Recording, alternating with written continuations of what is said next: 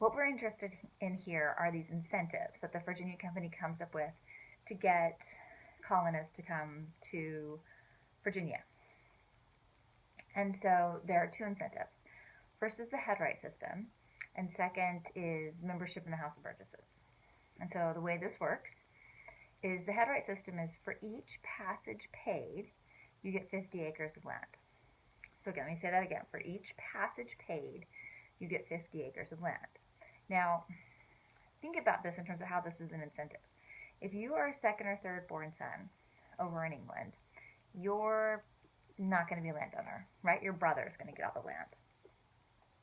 However, if you're a second or third born son and there's enough money in your family that somebody's going to get land, then you probably have enough money to purchase passage to the New World. Now, passage to the New World is the average guy's annual salary.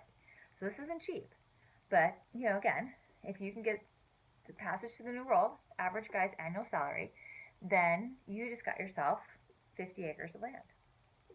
And the House of Burgesses is the governing body. They're like Congress. Think of, they're the ones that make the laws.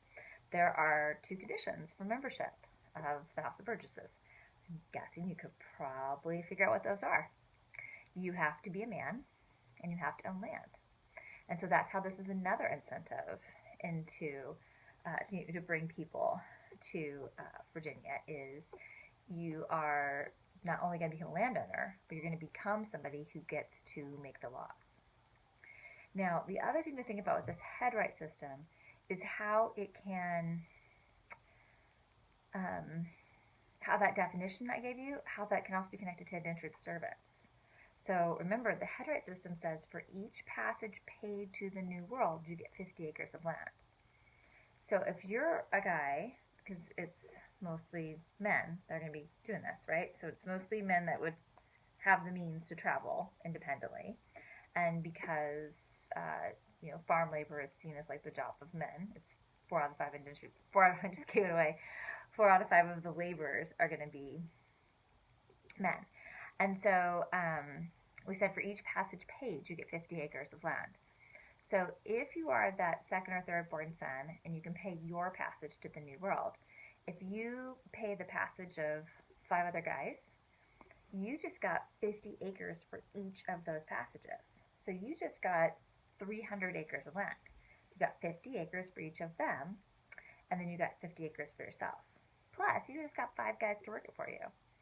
And remember, in terms of that high death rate, half of those indentured servants aren't going to survive their term. As long as they survive the first year, that landowner will make his investment back. I know I'm talking about people, but they're thinking in terms of money. One more thing. If that indentured servant survives, he, again I can say he because 4 out of 5 are men, is going to get freedom dues. That's another 50 acres. So think about what this means for local Native Americans, right? Each passage paid gets 50 acres of land. Then if those people survive, they get 50 acres land. It's 50 acres here, 50 acres there, 50 acres here. And tobacco requires lots and lots of land. It super exhausts the soil. So we're talking hundreds and hundreds and hundreds and hundreds of acres. All right, I think I've outlined those incentives for you and made the connection to indentured servants with the Headrights, as well as how that's going to also cause problems with the Native peoples because all of these things are intersecting. If you've got questions, though, you can leave those in the discussion board. Take care.